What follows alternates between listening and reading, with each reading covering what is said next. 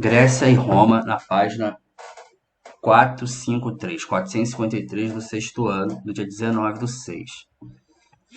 Essa matéria ela tem uma importância porque nós vamos entender a partir dela toda uma estrutura de política e formação social, artística, conceitual dos tempos atuais.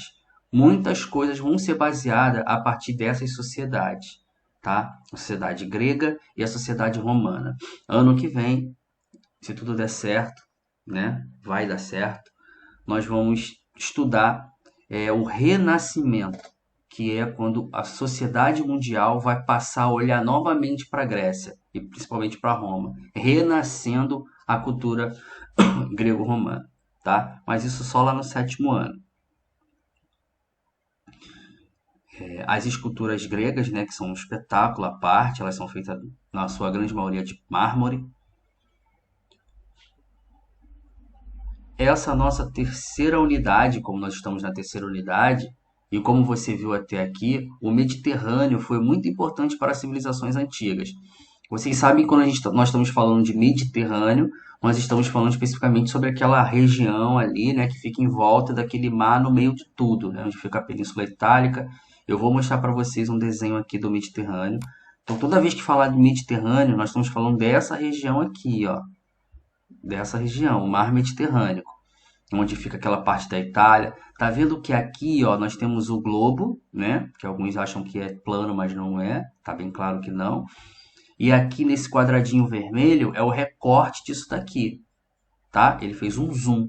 Então, essa região Mediterrâneo é o qual nós vamos estar estudando. Então, toda vez que a gente falar o Mediterrâneo, a gente está falando disso daqui. Nós estudamos na aula agora os povos do Mediterrâneo. Então, são os povos que se formaram em volta do Mediterrâneo. Agora nós vamos estudar a Grécia, né? Que fica aqui, ó, nessa formação toda aqui, tá vendo?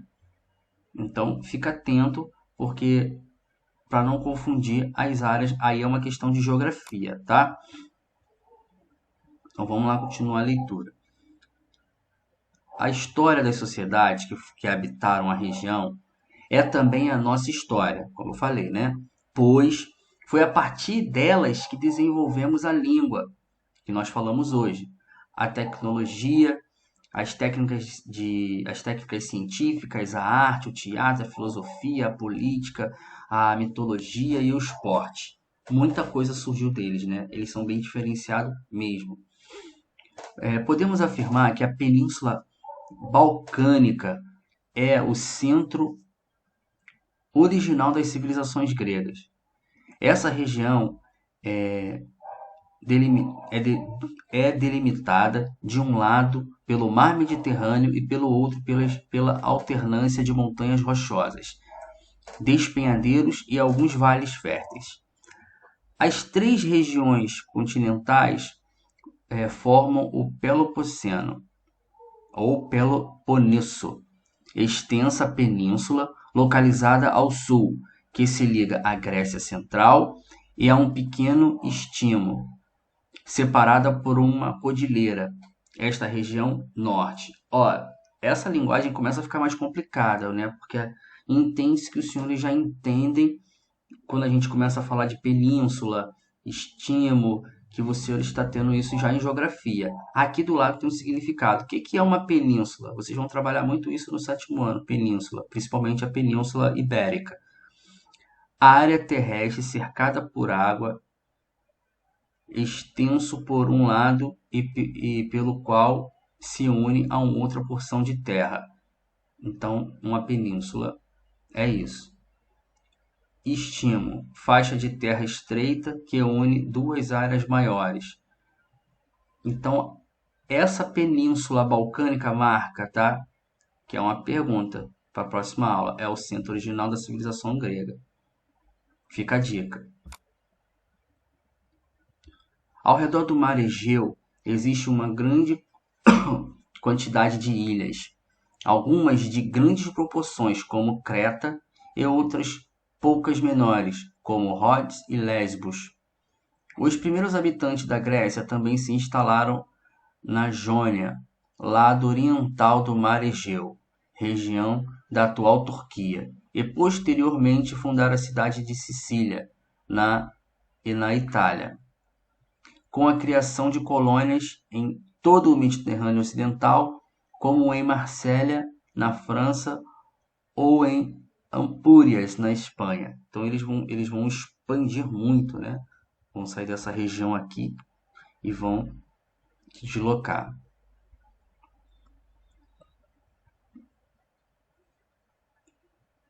Os jônicos, né? Marquem aí.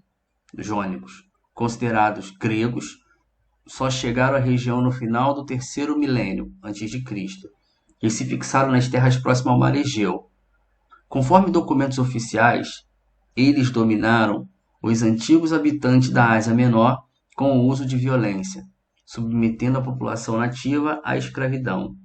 Os jônicos agrupavam-se em tribos de guerreiros e se organizavam em uma espécie de sociedade militar. Construíram cidades fortificadas e não deram continuidade ao comércio mediterrâneo que existia anteriormente.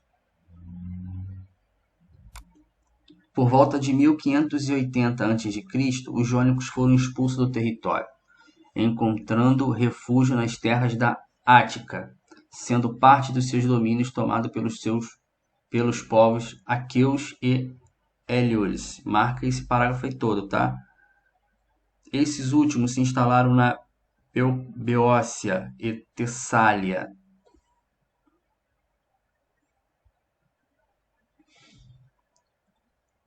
Os aqueus eram guerreiros originários dos Balcãs, corresponde à região sudeste da Europa. Região sudeste da Europa, sudeste para baixo, os Balcãs. Quando se instalaram em territórios gregos, sofreram grande influência cultural dos cretenses, posteriormente conquistado pelos aqueus em 1400. Agora nós vamos falar dos povos cretenses. Falando dos jônicos, agora nós vamos falar dos cretenses. Nós temos que ir bem devagar para que vocês possam entender. Porém, fiquem atentos com a leitura que eu estou pedindo para marcar, tá? A ilha de Creta está localizada nas proximidades do Mar Egeu, ao sul da península dos Balcãs. Os Balcãs que fica no sudeste europeu. Lembra como é que se faz a questão do direcionamento, né? Para cima norte, sul, direita leste, oeste, o sudeste fica entre o leste e o sul. Fica aqui na localização hoje, como se fosse você pegando o mapa do Brasil, colocando lá em cima desse mapa, é como se ela ficasse na direção ali do Rio de Janeiro, São Paulo, né? Comparando a Europa, claro.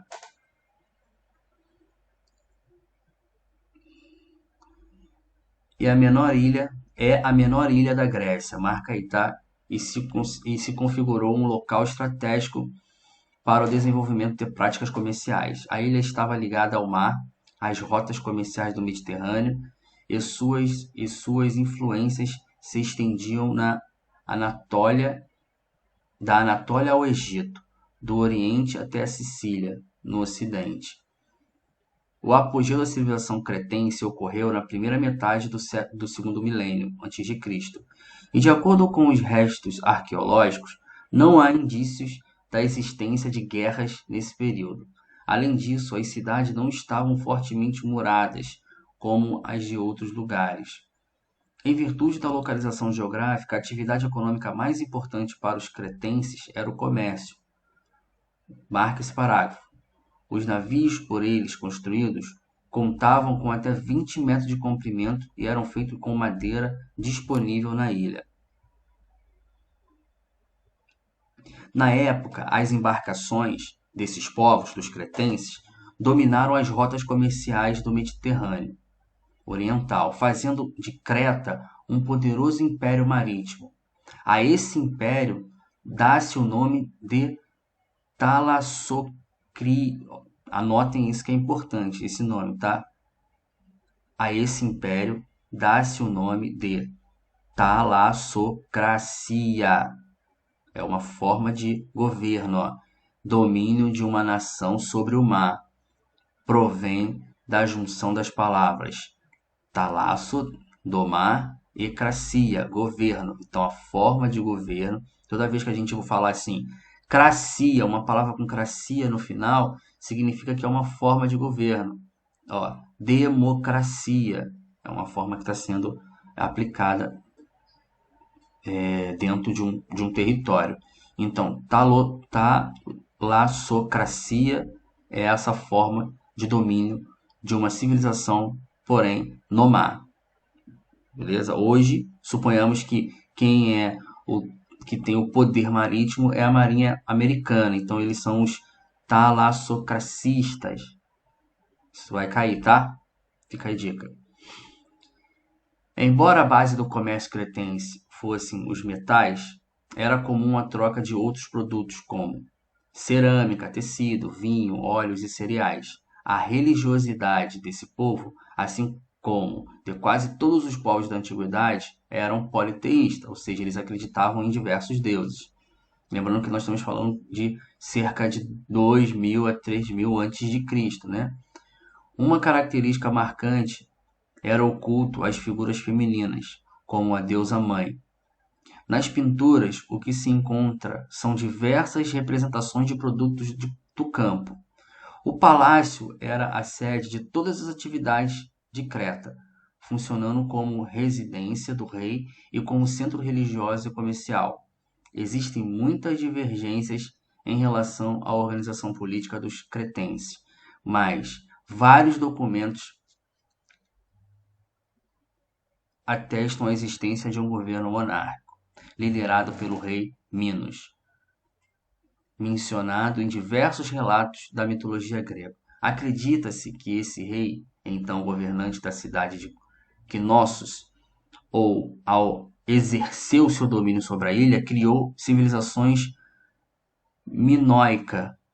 Minos era, ao mesmo tempo, rei e sacerdote.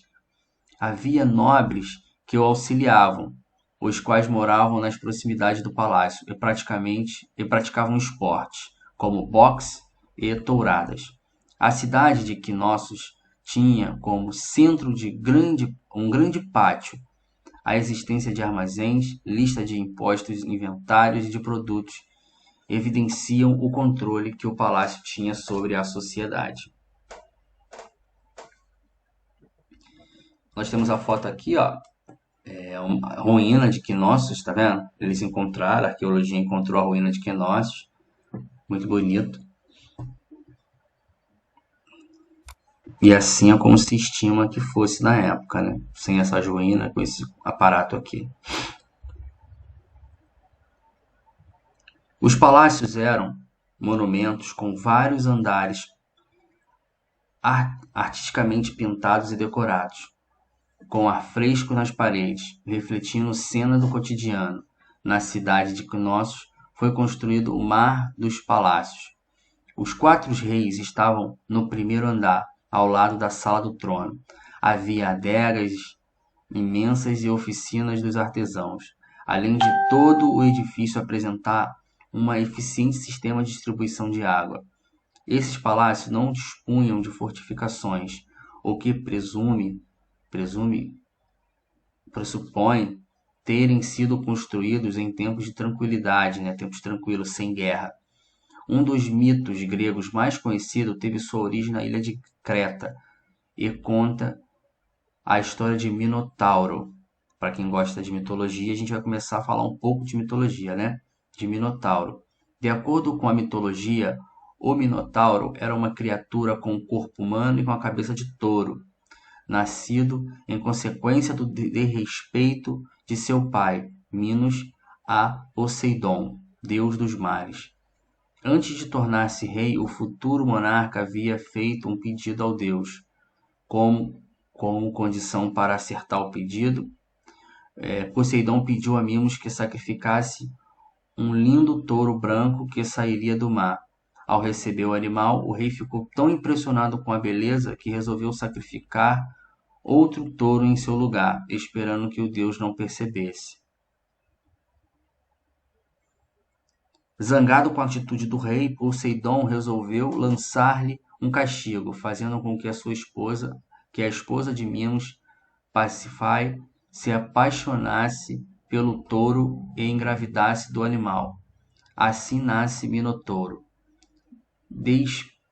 Desesperado e com muito medo, Minos solicitou a Detalo, arquiteto e inventor da região, que construísse um labirinto gigante para prender a criatura.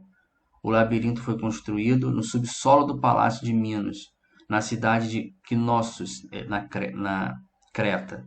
Após uma guerra em que o exército cretense venceu o ateniense, o rei Minos passou a exigir que, anualmente, 7 rapazes e 7 moças atenienses fossem enviados ao labirinto para serem devorados pelo Minotauro.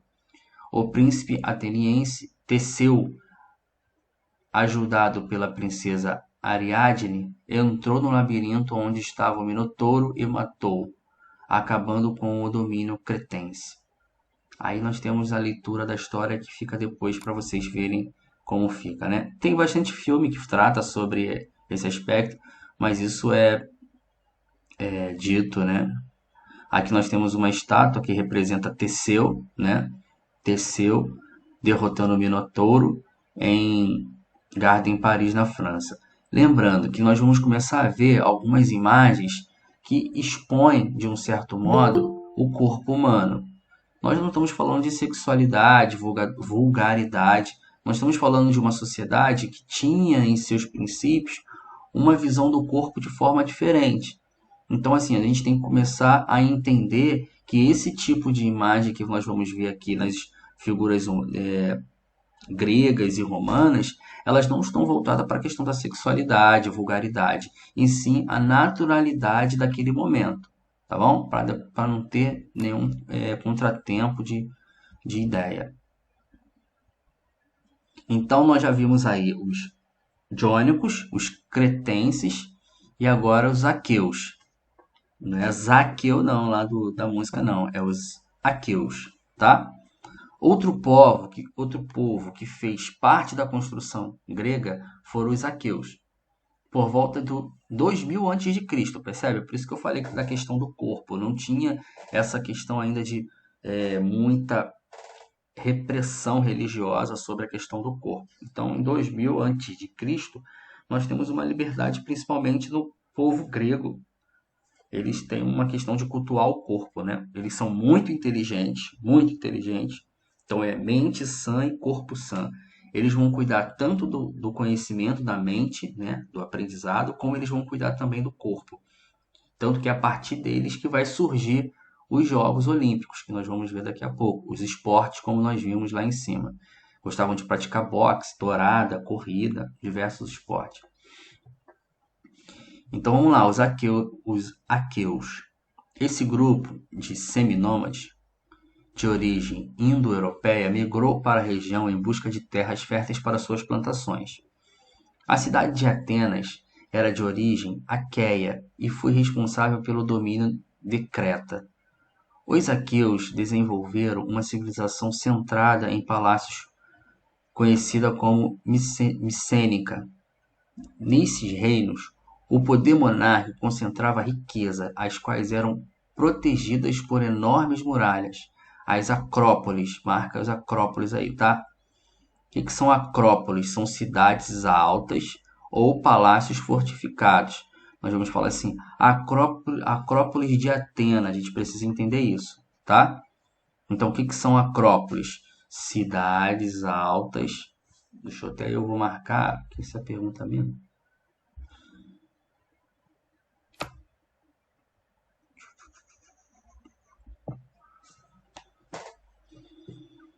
A expansão militar dos aqueus para o mar em busca de novas terras gerou a lendária guerra entre os gregos e os troianos, para quem já pôde ver o filme, né? Povo habitante da cidade de Troia, atual Turquia. Embora a guerra de Troia seja uma lenda, ela reflete os conflitos reais que ocorreram entre gregos e outros povos no final do seu milênio, antes de Cristo. Você conhece essa história? Depois vocês vão dar uma lida aí na história de Troia, o famoso cavalo de Troia, que foi um presente que Troia deu, e dentro do cavalo tinha um monte de soldado, aqueus, né, de Grécia. Ô professor, isso aconteceu mesmo ou é mito? Né, como a gente acabou de falar aqui, ó, embora a guerra seja uma lenda, tá vendo? ela reflete os conflitos reais. Os conflitos entre os troianos e os gregos e os aqueus aconteceu de verdade. O negócio lá era complicado. Mas a forma que é contada esse mito aqui, do herói, é, o Tétis, que vai ter lá depois, isso tudo é mitologia, tá? Isso tudo é mitologia. Usa um semideus, né, para lutar, que ele vai ganhar a flechada no calcanhar, o Aquiles. Então isso tudo é mitologia. Mas os conflitos aconteciam, mas não dessa forma. Assim, não é que a gente possa duvidar da questão religiosa de cada um, né? Cada um acredita na religião que segue aí suas doutrinas. Mas acreditar também que tinha um semideus que lutava na guerra, que morreu por causa de uma flechada no calcanhar, aí é uma coisa meio mitológica, né? Vamos aqui, para a gente finalizar essa. Entre 1500 e 1150, porque o tempo diminui quando é antes de Cristo, né, até chegar a zero, e depois que chega a zero, Cristo ele começa a crescer até chegar aos dias de hoje. A civilização micênica floresceu. Com a economia sendo controlada pelo Estado, essa civilização espalhou-se tanto pela Grécia continental como por outras regiões do Mediterrâneo. A influência de sua cultura estendeu-se até a Itália, Sardenha, Egito e Mediterrâneo Oriental. O mundo micênico desapareceu no século IX a.C., gradativamente, sem que se saiba de fato o que aconteceu. Aproximadamente 1200 a.C., a região foi invadida pelos dóricos, grupo de guerreiros conhecido por ocupar cada vez mais espaço como Pelopoceno e a ilha de Creta. A terra dominada, tem gente pedindo para entrar, né? Calma aí, gente, rapidinho, deixa eu adicionar a galera aqui.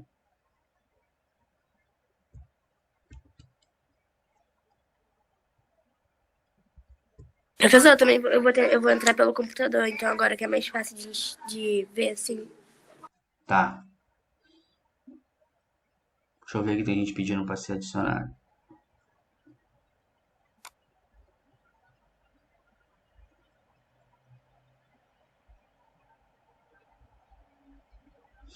Então, continuar aqui.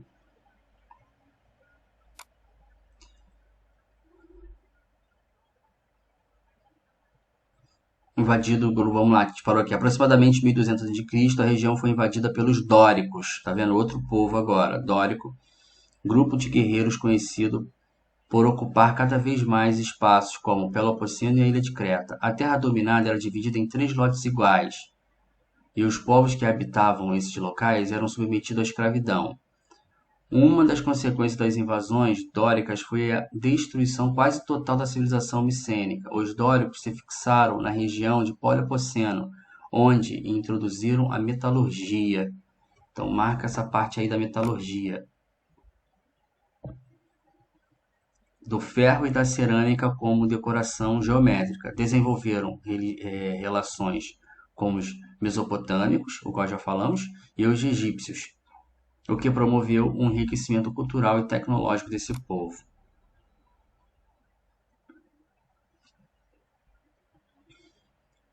Vamos fazer isso daí antes. A gente tem 10 minutos para fazer esse, que vai acabar o tempo para vocês entrarem no intervalo, né? Então, faça essa daí. Muito importante, tá? Localize e pinte. Lembra que a gente fez isso no trabalho para finalizar, né? E teve gente com muita dificuldade naquilo lá. Então, localize e pinte de azul o mar Egeu. Pinte de laranja a ilha de Creta. E circule e pinte de marrom a região messênica. Aí, professor, eu tô pedindo pra entrar pelo computador. Foi. Ó, então vocês vão fazer essa daqui. Só vou fechar rapidinho a minha tela para vocês não verem a resposta. Parou de aparecer aí para vocês? Sim. Pra mim, sim. Tá aparecendo então só Sim. agora, só eu que tô aparecendo, né? Sim. É. Então, vamos fazer esse daí agora, a questão do jogo rápido. Pintem aí, por favor.